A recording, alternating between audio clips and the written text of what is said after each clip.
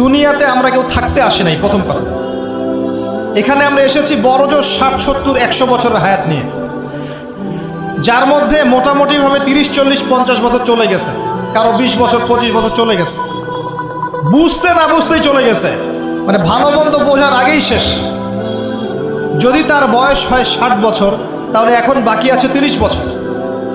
এই ব্যক্তি যদি ঠান্ডা মাথায় রাতের বেলা চিন্তা করে এই 30 বছর যে আমার চলে গেছে, আমার অ্যাপ্রক্সিমেটলি 30 বছর বাকি আছে। বাকি আছে বুঝলাম, যা চলে গেছে, এই চলে যাওয়া 30 বছরে আমি 10 বার জেনা করেছি, 20 বার মদ খেয়েছি, ঠিক আছে, মানুষের সম্পদ আত্মসাৎ করে খেয়েছি, পরকিয়া করেছি, চুরি করেছি, ডাকাতি করেছি, মিথ্যা বলেছি, নামাজ পড়ি নাই, রোজা রাখি নাই।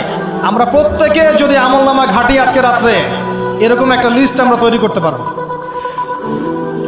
আজকে রাত্রে বাসায় ফিরে গিয়ে প্রত্যেকে যদি একটা আমলনামা ঘাটতে চাই, চোখ বন্ধ করে চিন্তা করি যে এই 30 বছর আমি কি কি করেছি, দেখবেন আপনি জেনার পাপ পাবেন, মাদকের পাপ পাবেন, অন্যের সম্পদ আত্মসাতের পাপ পাবেন, নামাজ না পড়ার পাপ পাবেন, রোজা রাখেন নাই, জাকাত দেন নাই, কোনো কোনো ক্ষেত্রে মিথ্যা বলেছেন, প্রতারণা করেছেন, মানুষের সম্পদ লুটে পুটে খেয়েছেন, অনেক কিছু করেছেন।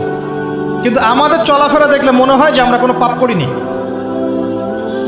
এই জায়গায় ঠান্ডা মাথা চিন্তা করে আপনি দেখবেন পাপ দুই রকম। কয় রকম? দুই রকম।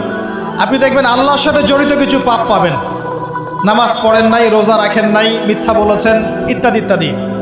কিছু পাপ পাবেন আল্লাহর সাথে জড়িত, কিছু পাবেন মানুষের সাথে জড়িত।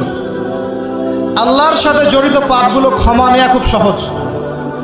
ওযু করে এসে 2 রাকাত নামাজ পড়ে চোখের জল ফেলে দিয়ে, চোখের পানি ফেলে দিয়ে আল্লাহর কাছে হাত তুলে খালি যদি বলে আল্লাহুম্মা আনতা রব্বি, বলেন আল্লাহুম্মা আনতা রব্বি লা ইলাহা ইল্লা আনতা খলাকতানি আনা আবদুক ওয়া আনা আলা আহদিক ওয়া ওয়া'দিকা মাস্তাতা'তু আউযু বিকা মিন শাররি মা সানা'তু আবুউ লাকা বিনি'মাতিকা আলাইয়া ওয়া আবুউ বিযানবি ফাগফিরলি ফাইন্নাহু লা ইয়াগফিরু যুনুবা ইল্লা আনতা। এটা না পারেন অ্যাটলিস্ট আস্তাগফিরুল্লাহাল্লাযী লা ইলাহা ইল্লা হুয়াল হাইয়ুল কাইয়ুম 3 বার চোখের পানি ফেলে দেন, আল্লাহর কাছে ওয়াদা করেন আল্লাহ যা করেছি ছেড়ে দিব, আগামী যতদিন বেঁচে থাকবো কোরআন এবং সুন্নাহর বাইরে এক চুল যাব না ইনশাআল্লাহ। এবং আগামী দিনগুলোতে আল্লাহ পাক তোমার আদেশ যখন যেভাবে আসবে আমি পালন করব ইনশাআল্লাহ। যদি আল্লাহ পাক মনের মধ্যে খুলুসিয়াত দেখেন যে তাওবাতান নাসুহা করছে, মন থেকে তওবা করছে, আল্লাহ পাক আপনার সমস্ত গুনাহগুলোকে নেকিতে কনভার্ট করতে পারে। আল্লাহ পাক শুধু গুনাহ মাফ করবেন তা নয়, আল্লাহ পাক গুনাহগুলোকে নেকি দিয়ে পরিবর্তন করতে পারে।